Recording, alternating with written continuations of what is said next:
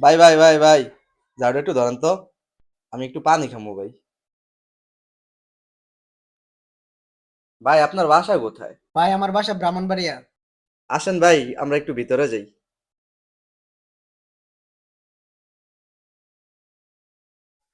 ভাই এখানে বসেন তো। ওকে ভাই। নেন একটু পানি খান। না, আপনার জিনিসটা। ধন্যবাদ ভাই। ভাই আপনার সাথে কয়জনের আমার দেখা হয়েছিল? রাস্তায় দেখা হয়েছিল। আরে ভাই আপনি এনে দাঁড়িয়ে রয়েছেন, আপনার ভিডিও ভাইরাল হয়ে গেছে গা। কি কন দেখে তো।